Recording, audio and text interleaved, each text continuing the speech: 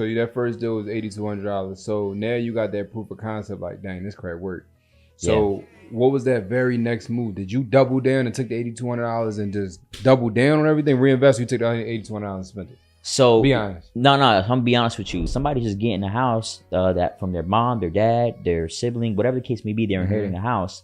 And a lot of the times those come with problems, or maybe it's something unexpected that you didn't know, right? So I got with a probate attorney. I just cold called probate attorney. They explained to me the process, and what he would do is that he was going to be able to go ahead and take the cost on the back end. Oh, so most attorneys you have to pay up front. Yeah, that's good. I said, well, listen, I have a good probate attorney that he'll just go ahead and take it on the back end. So I was solving that problem for them. Every damn deal. Yeah, basically, essentially. So I used to pull the vacant list, probate list, and my favorite list to this day is still the code violation list, bro. Most of these, online websites like PropStream, Batch, all these online websites, they don't have access to it. And the other reason why I like it is because it's less competition because you can't pull it directly. But number two is because most municipalities, they have what's called lien amnesty, to where as long as you fix the violation, they'll go ahead and bring the whole thing down. So my second deal, I had $100,000 code violation, bro. Somebody just getting started. They don't got 10,000, 20,000, 100,000 leads, but they just getting the ball started. Like one of the best ways to getting started as far as finding ugly houses is driving for dollars. You heard about driving for dollars, right? Yeah. So driving for dollars is where you drive around your neighborhood and essentially you look for vacant or ugly houses. Can I be honest on here? Yeah. So I think that's the dumbest way to get started. They did their R&D. They found a market they want to get into, the zip code, the area, and now it's time to actually start the outbound. Get out to them. What do you advise for that outbound? Trying to get these deals and get them under contract. One of my favorite ways right now we're using is AI. But before I get into the AI, we're also using PPL. So PPL stands for pay per lead. Yeah. So essentially, what it is like when somebody, a homeowner that's in distress, let's say they're going through a divorce, and they Google sell my house fast. Every city that you go through, they're going to have, basically the first one that are being sponsored. And you can pay a company like LeadZolo or propertyleads.com. And they'll go ahead and sell you leads in your area. And basically these are hot leads that they've collected in your area. You can just go ahead and call them and obviously go ahead and lock up a deal. Oh, wait. You can go to websites and get them to send you. Yes. I thought when you do the PPO or PPC, typically you're doing it yourself. You gotta make your own and do all this stuff. If they say yes, that's when AI starts to pre-qualify them. So with our system that we use, basically each question that they answer is 20 points, and it's based on a score system. So as long as they get to 60 points, right, which means 3 questions, at that point it sends it to me. And then we get on the phone and we say, hey, we saw that you're interested, that, you do want to sell. You're looking to sell in 30 days. And, you said the property out of 10 is a 5. I love over the phone. But their job was pretty much to, like you said, get them points to pre-qualify them. Yeah. So by the time I got on the phone, it was a wrap. It was a done deal. But you got the AI pretty much doing handling what 6 people would do. Because I would have 3 cold calls and probably 2, Dang. Exactly, yeah. AI doesn't get tired, right? The tonality is always the same. And at the same time, you may not have to deal with that language barrier, especially if you're going abroad and you want to be cost effective, as well as call outs. AI is not going to call out on you. So that's the thing. We train it so that they don't stop. It keep going and keep trying to get the answers. All right, well, listen, I got to go. With that being said, really quickly, what's the square root of 38? I'm not a math whiz, but I think it's around 6.16. But hey, before you go, do you know how long the property has been vacant for? And if we were to come to an agreement, when would you like to get this done? So yeah, boom. Yo, that's wow. I got some questions. Yeah. How many of these can go out in a day? Because like on Batch Leads, you want to send like 1,000 messages. Yeah. Is it a limit on this? I would say safe to say you could probably do between 500 to 1,000 a day. Are these calls? Yeah. Back to back? Back to back, yeah. Okay, next question.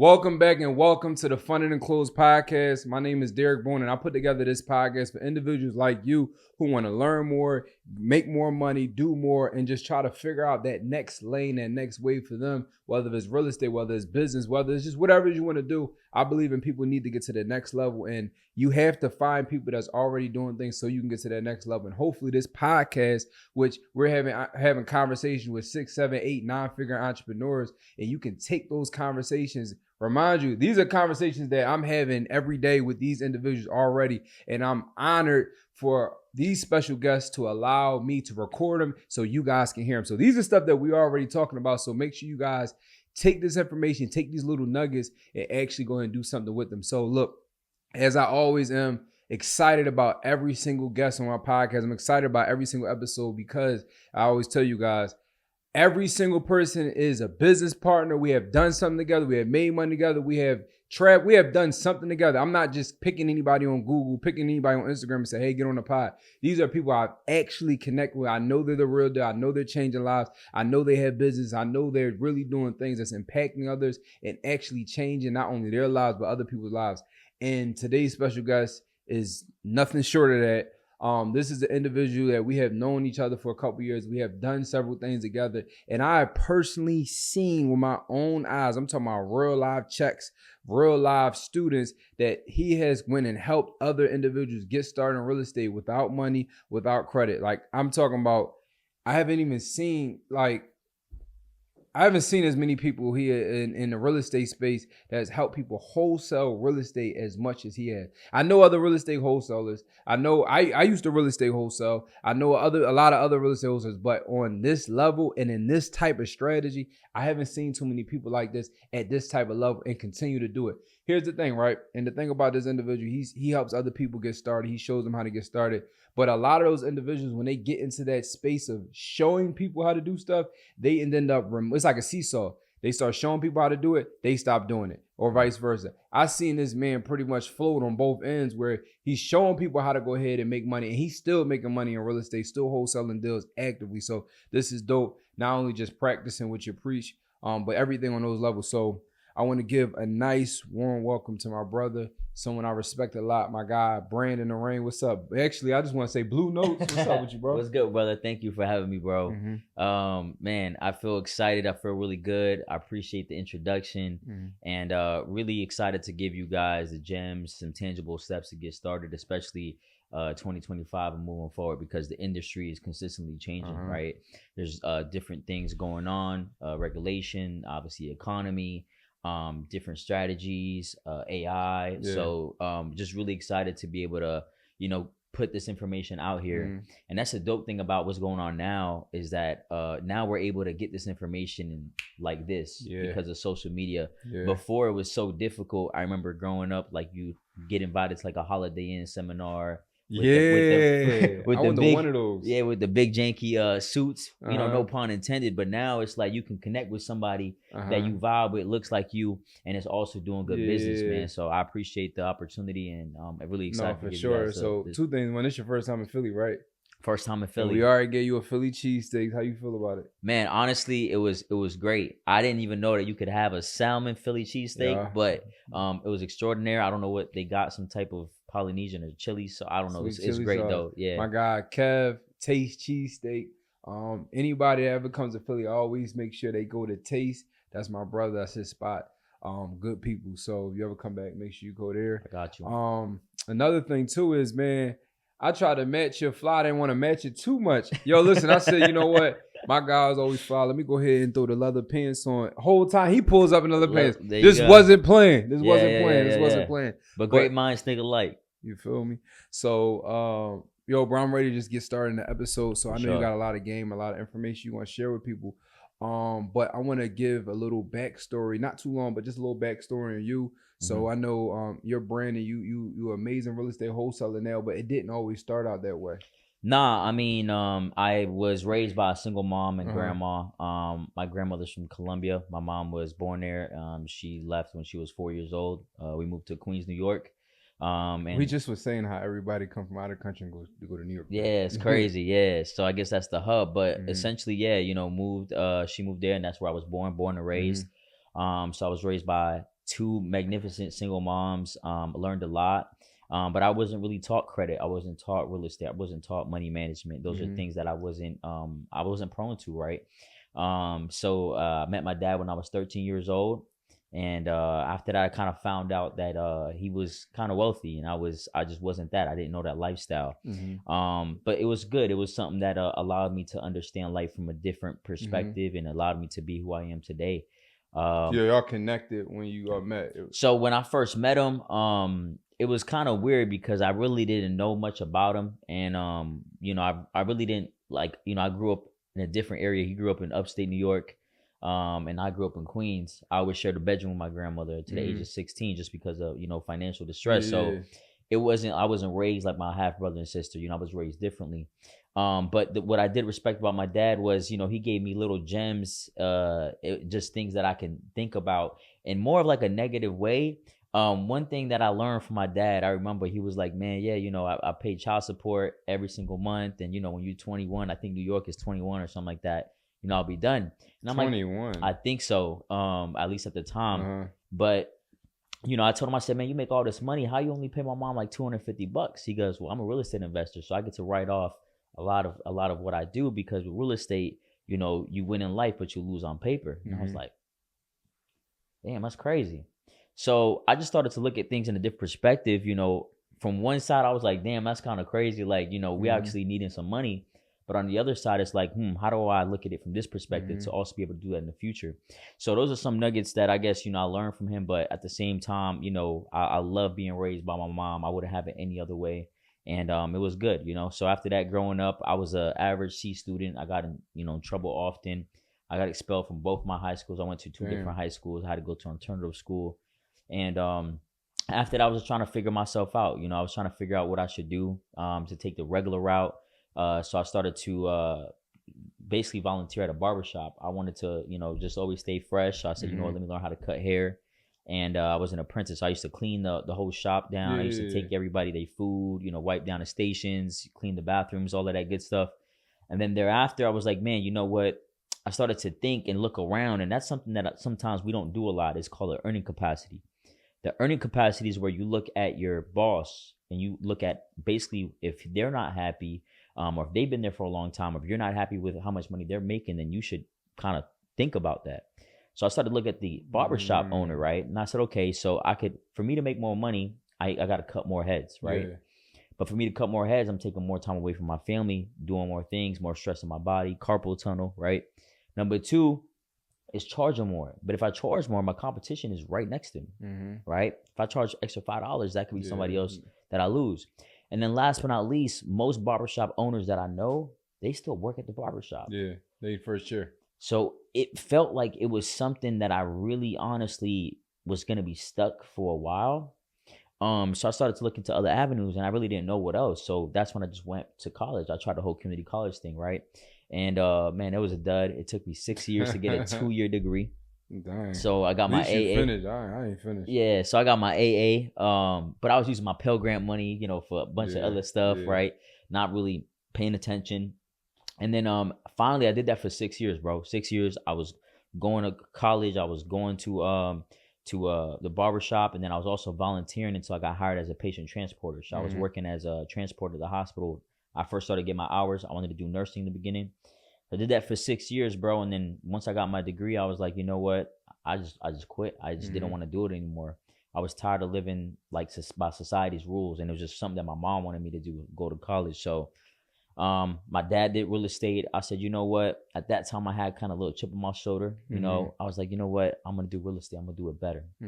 When I got my license, and that was trash. I'm going to got my license. I remember like getting my business cards. I got my first suit at Burlington. You know, I felt all good. My first H&M. There you go. So I felt really good. And then thereafter, I literally was working with one person, and I showed this person like 7 houses. It was a husband and wife, and they wanted a white picket fence, pink door, whatever the case may be. And I showed them a bunch of houses like that. They ended up not buying. And that's when I was like, man, I need to be in an industry or something where I can make the decisions, where I am the controlling factor, where nobody dictates what or when I get paid, you know? And that's when I found out about flipping contracts and wholesaling real estate. So let's get right into it. I want to give them a straight game. What, for those that don't know, what exactly is real estate wholesaling, flipping contracts? Yeah, so most people honestly think that it's just finding distressed properties and selling them to cash buyers. And that's most of the concept. But the biggest part of wholesaling contracts is really finding somebody that's in a situation attached with a distressed house. What I tell people is that the condition of the property is what gets you a price reduction, but the motivation, right, is what gets you the deal. So a lot of the times is having that person that may be going through something. Maybe they just got incarcerated. Maybe they just got evicted, or maybe they're a tired landlord. Maybe it's a vacant property. Yo, I know you're enjoying this episode. I know you're getting a lot of game and a lot of value, a lot of information. But is it okay for me to give you even more value? Is it okay for me to give you more information? So if you just said yes, what I want to do is I want to give you access to a free training that I'm having, 100% free. You can log in. If you don't like, you can log off. It's 100% free. In this training, I'm going to show you guys the 4 steps that I utilize to be able to buy properties, rent properties, make money on property. Like this building we're in right now is 100% mine. And we do that. And I have done that doing those 4 simple steps. So what I want you guys to do is go to fundedandclosed.com, just like the podcast, but fundedandclosed.com. You're going to be able to register for the free training. Like I said, 100% free. And it's going to give you those 4 steps that I utilize to build my real estate empire. And you can do this exactly where you at right now. So look, we're going to get back to the episode. But before we go ahead and finish, press pause, go to that website, go ahead and RSVP for the training. And I'm going to see you soon. Let's get to it. Maybe it's a probate. They inherited the home. So what we see is a lot of the deals that we get, especially the chunkier deals, we call them list stacking. So we'll see that they have different types of things going on with their property. They may be behind on taxes, right? Then they inherit the property. So now there's 2 different types of problems, and that allows for that person to go ahead and get rid of the property without really thinking too much about it, because it's a problem that they just, inherited. Yeah.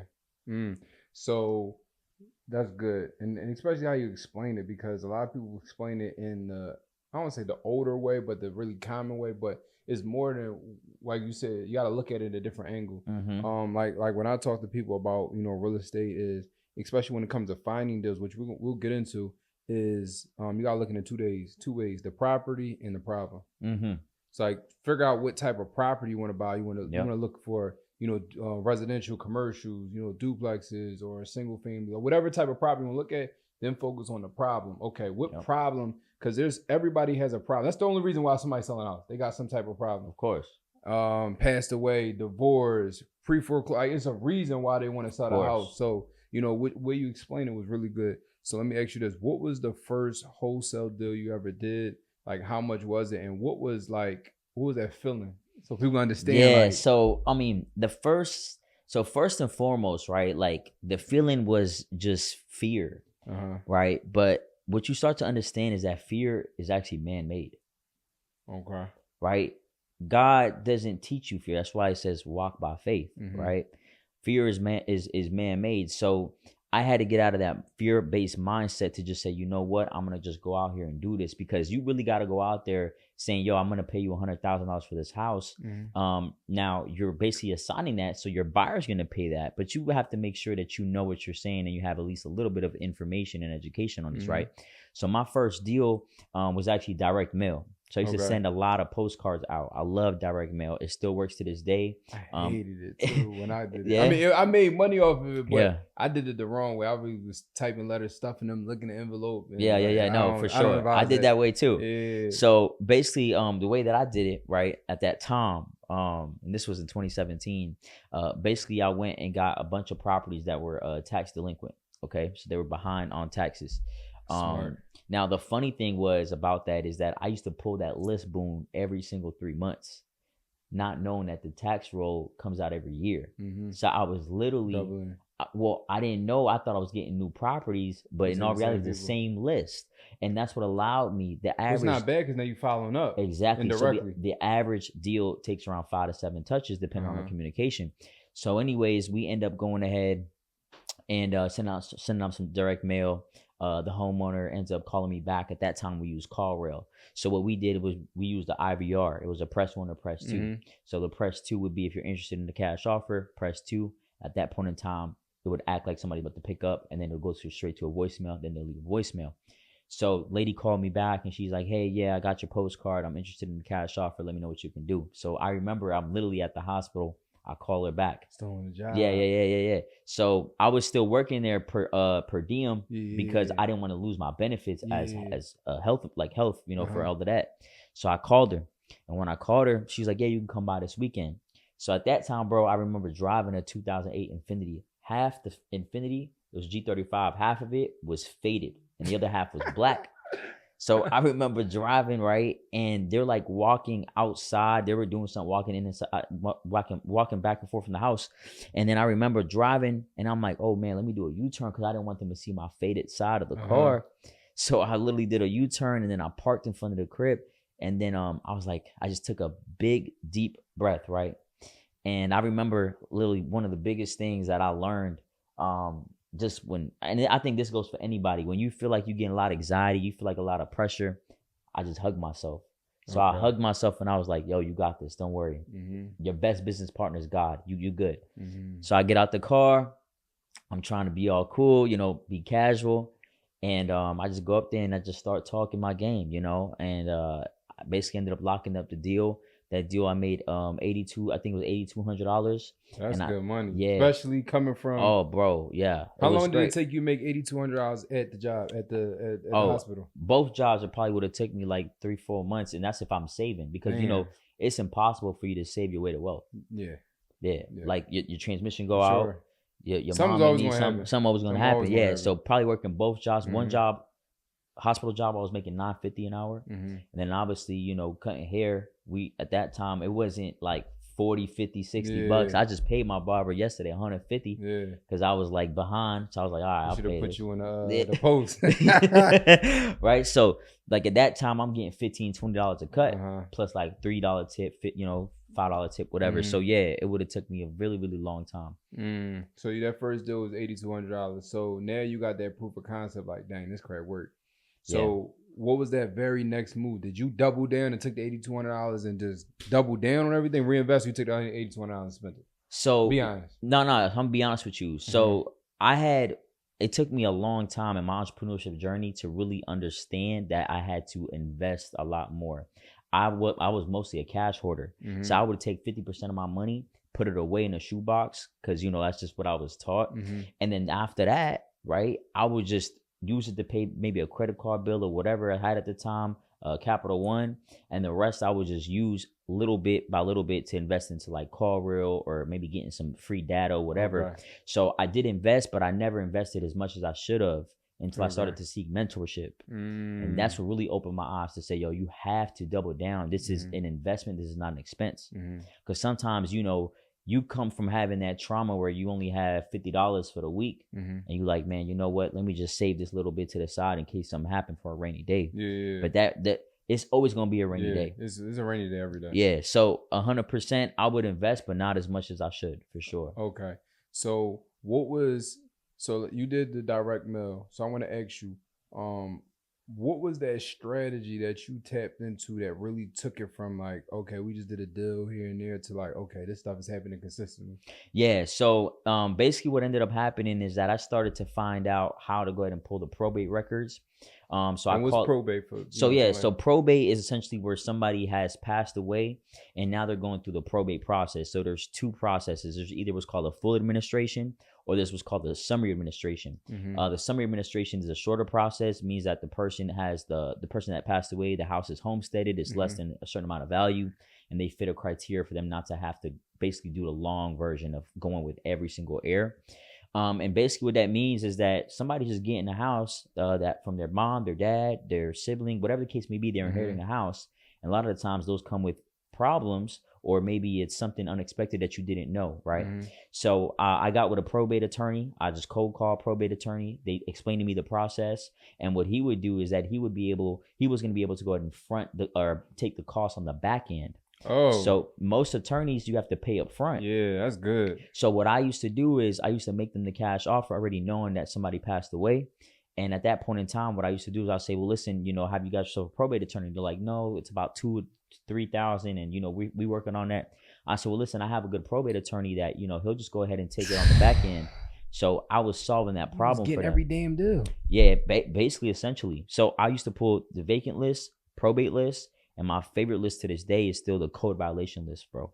So the code violation list is one of my favorite lists because most of these, online websites like PropStream, Batch, all these online websites, they don't have access to it. And the other reason why I like it is because it's less competition because you can't pull it directly. But number two is because most municipalities, they have what's called lien amnesty, to where as long as you fix the violation, they'll go ahead and bring the whole thing down. So my second deal, I had $100,000 code violation, bro. So the person ended up saying, yeah, I'll take $40,000 for it. That's what I offered him. We went, did the title, and at the same time, we didn't know 100,000 came up. 100,000. No, well, 100,000 in code violations came up, right? So I started to go to the city, how can we fix this or whatever? So homeowner was like, hey man, listen, you know what? I understand. I haven't been there for like 7 years. I live in North Carolina. Whatever you can do, just let me know. So I said, yo, man, I'll figure it out. Would you take like $1,500 for it? He was like, all right, cool. So what I did is that I found out that as long as he knew he wasn't going to get anything because he owed too much. Exactly. So basically what I did is I found out about lien amnesty.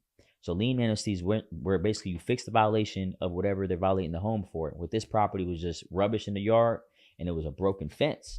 But they were violating it every single day, like I think $100 a day for X amount of years. Yeah, for X amount of years, right?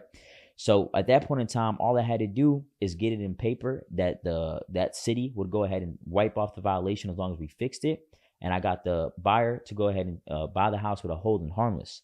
So hold and harmless basically means that they're taking it with like a small, like a judgment or like a little lien, a cloud or encumbrance on the title, basically saying that the title's not clear because of this little code violation. So he signed off that he'll take it knowing that once he fixed the fence and the rubbish, it's going to be wiped.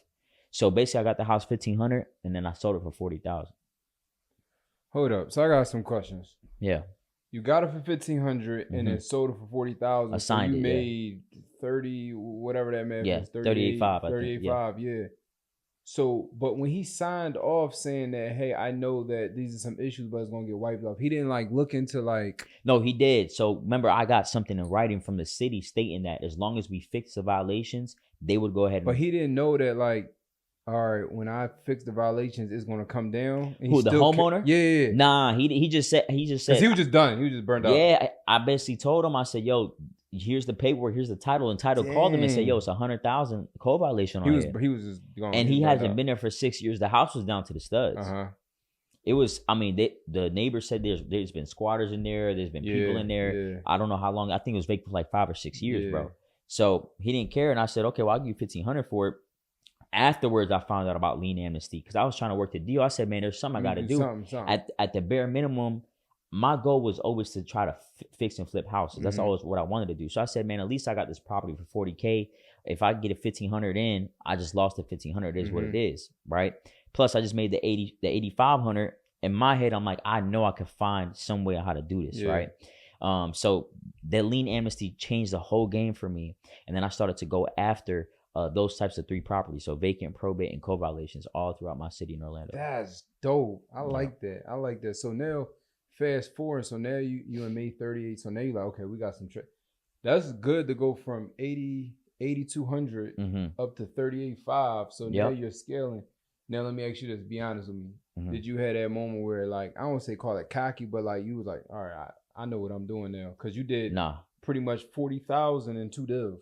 Nah, so I didn't have that moment, man, because once again, people have. Yeah, some people do have that, but I always had that poverty mindset, bro. Like I remember, having to walk with my grandmother down, 2 blocks to take our clothes to go wash and dry because in our apartment in New York, we don't have no washer and dryer, So it's those types of things, like I said, past trauma from not being able to have money where I was like, you know what, I'm going to hoard this cash. Like I'm always going to make sure. So my goal was always, okay, now I got 40,000. I want to have 60,000. Now I want to have 100,000. So for me, I was always trying to play it safe, which once you get into entrepreneurship, now I'm a serial risk taker. Yeah. But in the beginning, I was always trying to play it safe. And I don't know. I guess it always felt too like, man, this seemed too good to be true. But now, it's about to end because coming from where I come from, all good things always come to an end, right? It's just a quick lick. It ain't really nothing. Like this is weird, right? So basically, at that point in time, I was now like, okay, how do I get this system going, right? How do I get this to where I don't have to work in my business? I can work, on it, right? So at that point in time, that's when I started to figure out systems and things of that nature. So the first thing I got was a CRM, and that helped me out a lot. That's dope. That's dope. For people that's listening, what's some CRMs that you might suggest for somebody just getting started? They don't got 10,000, 20,000, 100,000 leads, but they just getting the ball started. Man, honestly, I would just say iPhone Notes. Like if you got an iPhone, you can create the little CRM. you can Google go ahead, Sheet. Google Sheets or iPhone Notes. You can go ahead and make a little table and just put your leads in there. Like one of the best ways to getting started as far as finding ugly houses is driving for dollars. You heard about driving for dollars, right? Yeah. So driving for dollars is where you drive around your neighborhood and essentially you look for vacant or ugly houses. Can I be honest on here? Yeah. It's fine. Yeah. So like I think that's the dumbest way to get started. In my opinion, I feel like it's so not good to spend your time just driving around, right? Because you have to understand you can only drive for so long if you got a 9 to 5.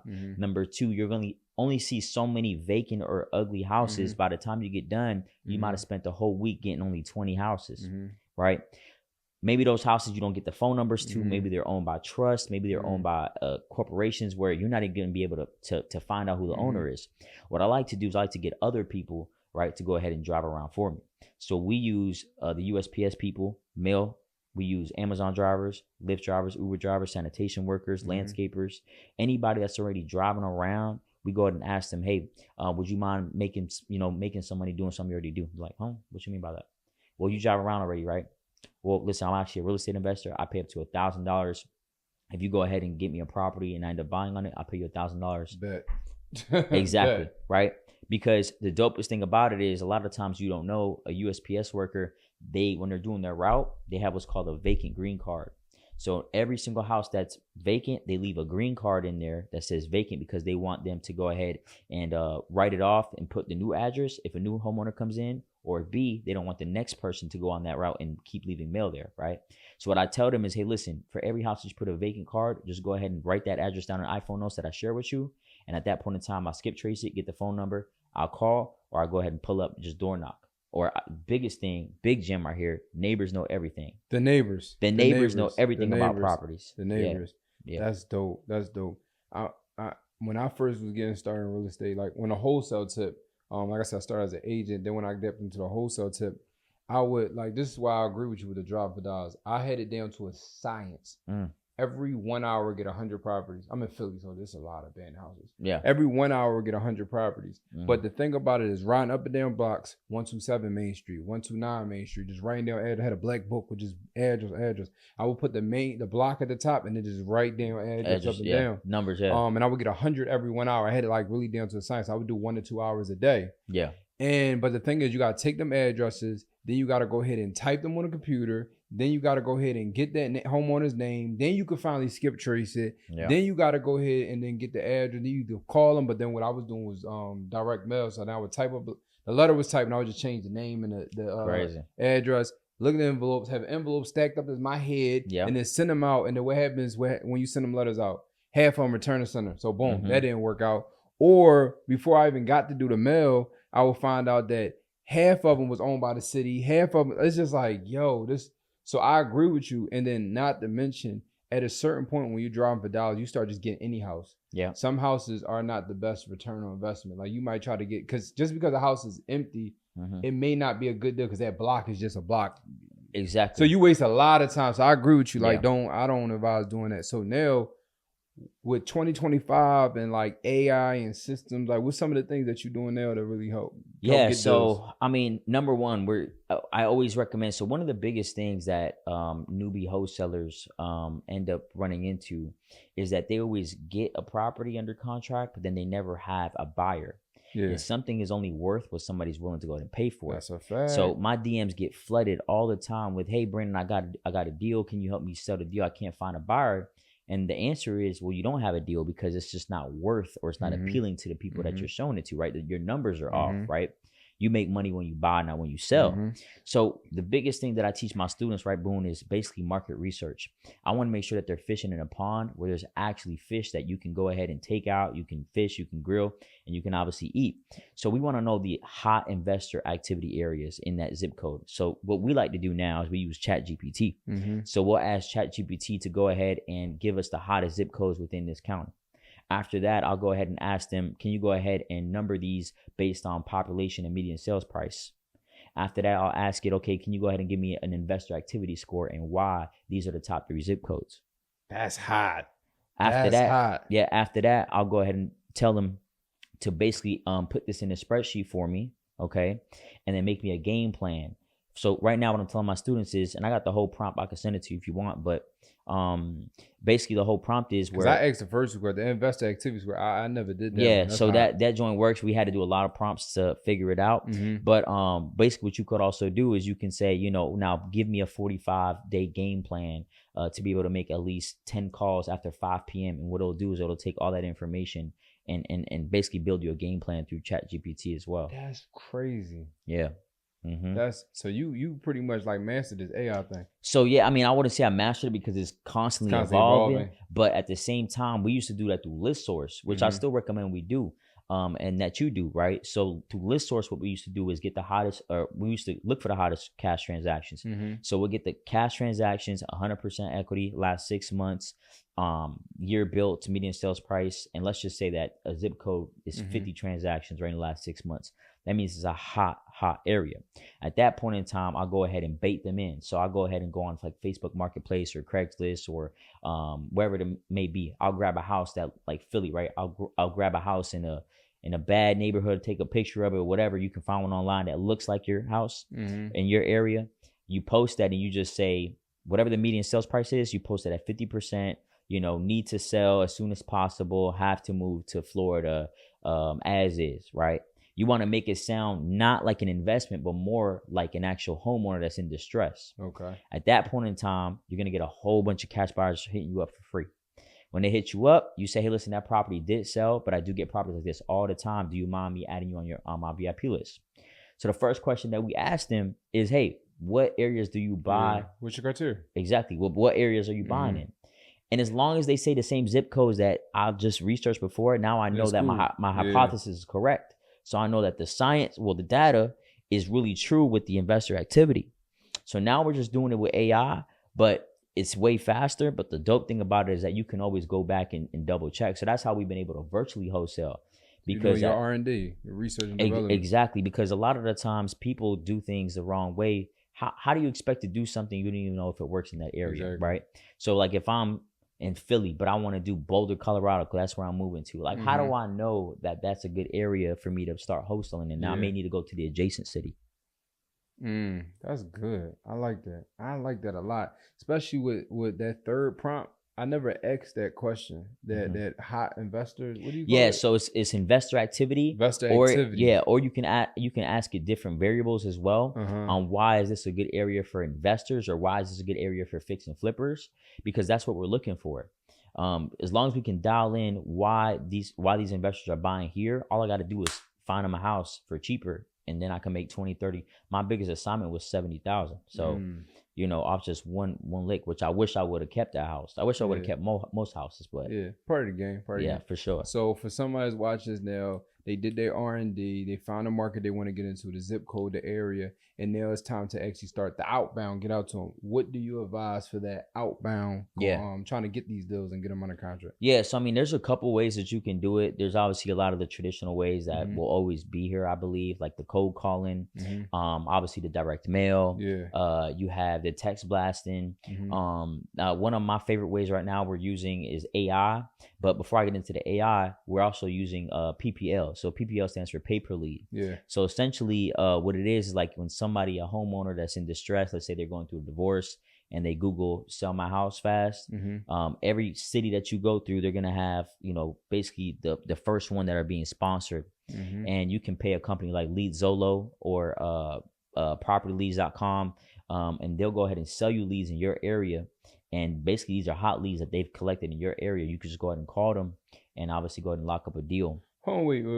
You can go to websites and get them to send you. Yes. I thought when you do the PPO or PPC, typically you're doing it yourself. You gotta make your own and do all this. Nah. So these companies, what they've done, they've mastered the hard work. Remember, we trying to work, smarter, not harder. So before, yes, you would do SEO. You would do SEO, or you would do PPL. You would have your Google Analytics. You'd have your Google Ads. So these companies, really what they do, exactly what they do is they already know how to market. They know how to do all that good stuff. You just go ahead and buy the lead. And what you do is you bid for your area.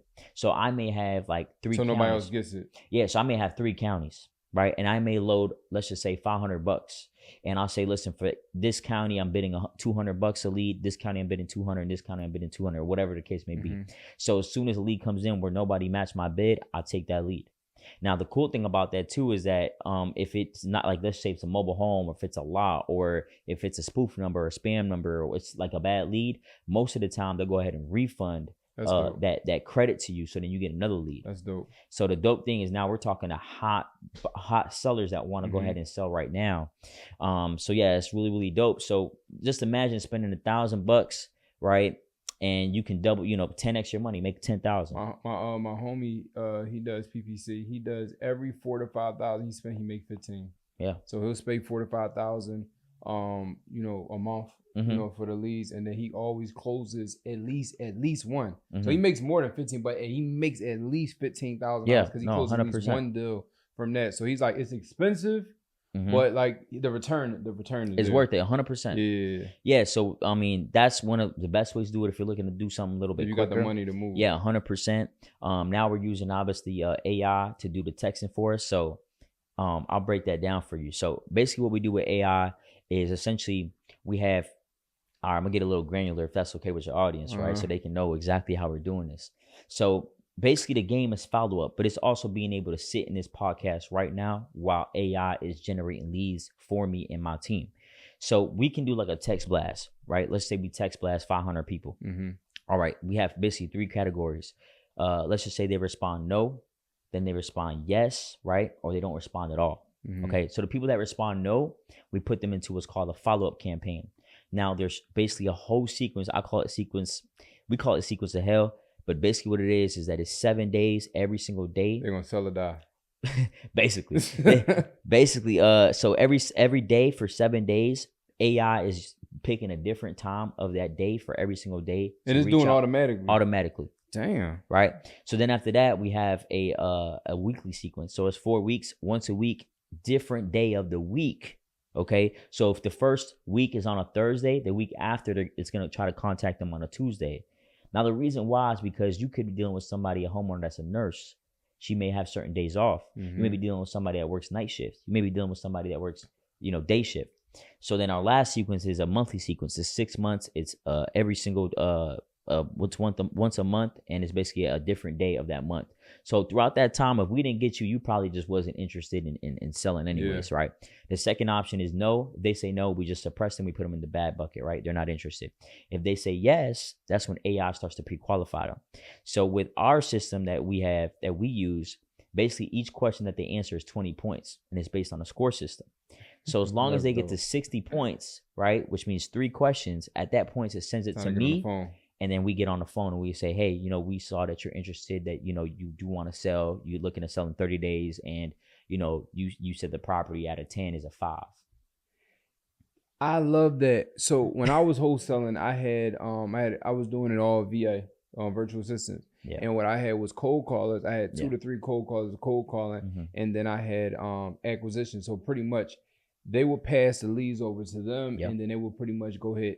Very rare. I wasn't the best. Like my other guy, he has like the VAs do whatever. They close the deals and everything. Yeah. But sometimes they would be able to get the deal locked up, over the phone. But their job was pretty much to, like you said, get them points to pre-qualify them. Yeah. So by the time I got on the phone, it was a wrap. It was a done deal. But you got the AI pretty much doing what 6 people would do, because I would have 3 cold calls and like 2, Dang. Exactly, yeah. And like I said, that's still a good model, right? We have your acquisition, your disposition department. Basically they would do lead management, and then you would have your acquisitions be closing, and then you have your disposition would be selling. So it still works, but now we're just using more virtual and AI. And the reason why I like it is because AI doesn't get tired, right? The tonality is always the same. And at the same time, you may not have to deal with that language barrier, especially if you're going abroad and you want to be cost effective, as well as call outs. AI is not going to call out on you, right? So that's the reason why I like this, because of the AI factor. But anyways, I wanted to ask you, I don't know if you mind. So we also do voice AI. Okay. What's mean voice AI? So basically, we have AI agents that talk as well. So not only texting but also talk. Oh, they making a phone call. So yeah, inbound. They could take inbound leads. You know, for example, if you're running PPL or PPC. Wait. Not like a not like press 1, press 2. No. So like, all right. Do you mind if I show you? They ain't having no conversation. Yeah, I promise you they are. They ain't Okay, so let me. Conversation. What's the bet? Another Philly cheesesteak. They ain't having no. I bet on they ain't having no whole conversation. I gotta see this. All right, so I'm gonna have it call me right now, and you gonna see. And I'm gonna put it on speaker so you guys can hear it. Okay. Put it up close to the mic. He put up on the mic. It's good, right? Hello. Hey Brandon, Hey Brandon, giving you a call back. How's it going?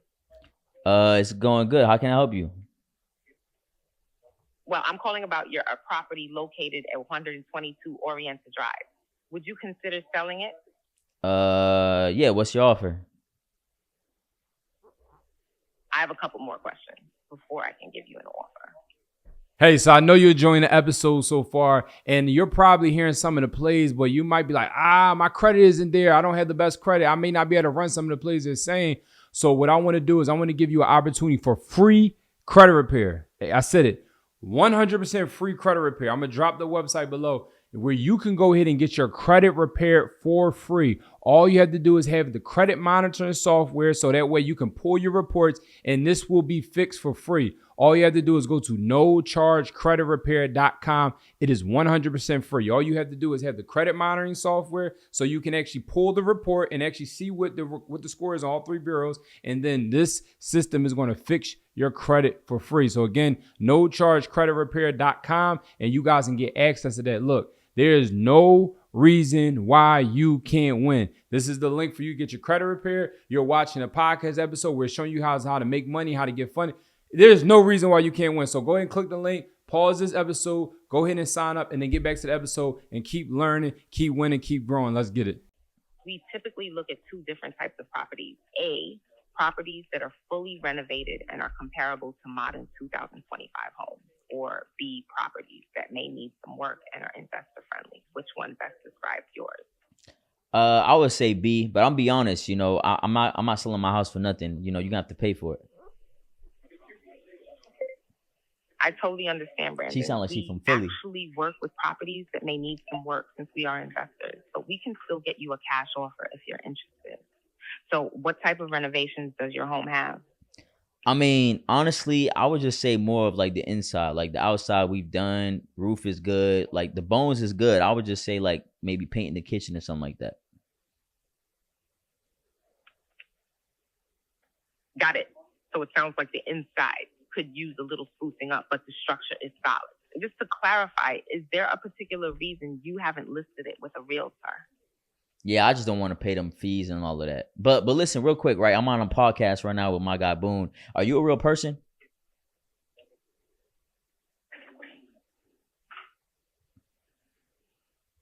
Hello? Yes, I'm a real person, not a robot. But I work with a local real estate investor. So I guess I'm kind of like an AI assistant. But back to your property. Okay, so you live in the house, correct? Nah, I don't live in the house. But listen, could you call me tomorrow? Because like I said, I'm on the podcast right now talking about how we're using AI to go and contact homeowners. Oh, no problem at all, Brandon. Just quick, how long has it been vacant for? And if we were to come to an agreement, how soon would you like to? So that's the thing. We train it so that they don't stop. It keep going. It keep trying to get the answers. All right, well, listen, I got to go. With that being said, really quickly, what's the square root of 38? I'm not a math whiz, but I think it's around 6.16. But hey, before you go, do you know how long the property has been vacant for? And if we were to come to an agreement, when would you like to get this done? So yeah, Boone. Yo, that's wow. It was the laugh that messed me up. Started cracking up. No, I'm not no robot. She said. Yo, she sound like she from Philly, right? Yeah. She sound like she from West. So. Yo. So yeah, that's what she said. I'm not a robot, but I'm kind of like an AI sidekick. that works with a local real estate. Yeah. So the dope thing is that she's the one that works the best for us, but we actually have different voices too. All right, I got some questions. Yeah. How many of these can go out in a day? Because you know, like on like Bad Sleeves, you want to send like 1,000 messages. Yeah. Is it a limit on this? I would say safe to say you could probably do between 500 to 1,000 a day. Are these calls? Yeah. Back to back. Back to back. Yeah. Okay. Next question. We get disconnected. Can I call them back?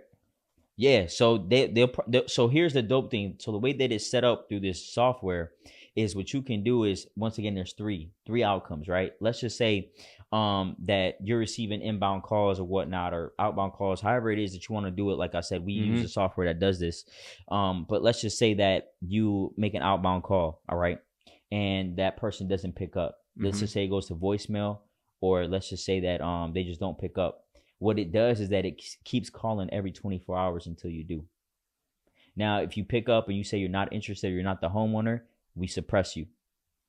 And if it says that you are interested, and once again, you answer at least one question saying that you are interested or you want to offer whatever, it's going to try to keep asking more questions. But at that point in time, it's going to put you in an interested bucket, or it'll go all the way to the end to where it'll book an appointment and then it'll set it for your acquisition or for you to call back. Yo, that's insane.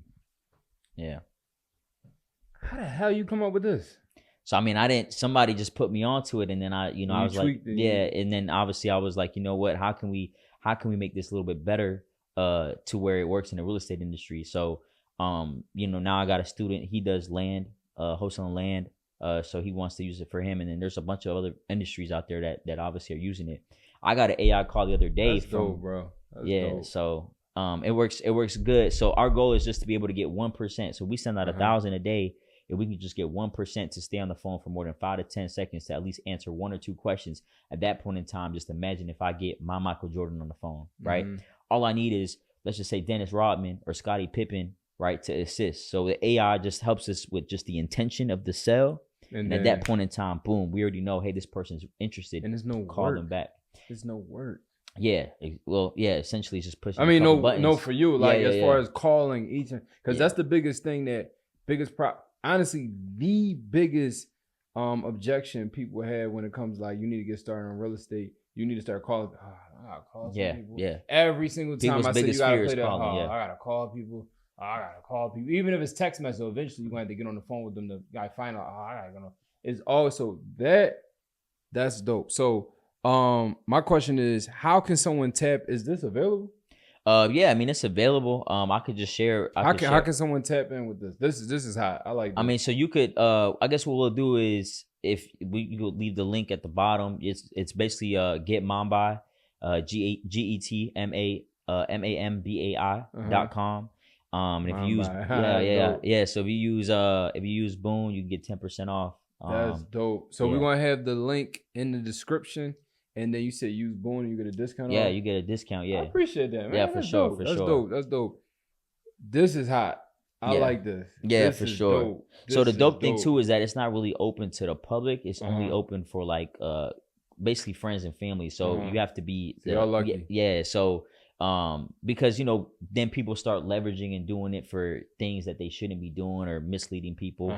And of course you want to make sure that you're in compliance with different things. So that's the biggest thing about it. But yeah, I mean, if if they're interested in learning how to use it and they want to use the platform for their real estate business, then that's fire. So I like that. So and that's a good mic drop you just did right there. So one thing before we close out, what's your Instagram? Drop your Instagram. Yeah. So Blue Notes Brandon, BLUE NOTES Brandon on Instagram.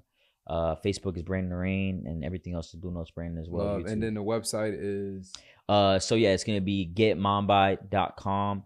It'll probably be in the link in my bio, or you can obviously hit up Boone and he'll go ahead and point you in the right direction. Bet. So one last question that we always ask people when they get on the pod. You made money, you've done a lot of different things, you changed a lot of people's lives. I personally seen, we didn't even touch on that, but I personally seen this guy, like I'm talking about students on students, not just one, not just two, I'm talking about students on students on students, checks on checks on checks.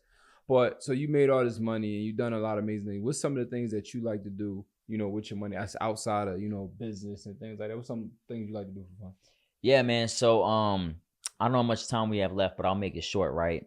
Some of the things I like to do for fun, number one is honestly play sports. I love boxing. I love soccer. Like those are my top two things. You nice? Yeah, I'm honestly nice at both. To be honest with you, Like more soccer though. Like on some Ronaldo. Yeah. I'm pretty good. I'm pretty good. But that honestly, when they say there's a saying out there that when you're good at something, people would you will tell everybody, but when you're great at something, everybody will tell you. Yeah. And a lot of people, like you just said, and I appreciate the flowers. I feel like I'm just really good at helping people in my niche, in my industry. So I get a lot of joy impacting and helping people quit their 9-to-5s. So I would just say sports. I love playing sports. I love traveling. And I love just being around like-minded people, because when I got my entrepreneurship journey going, sometimes it felt like I was talking Chinese, right?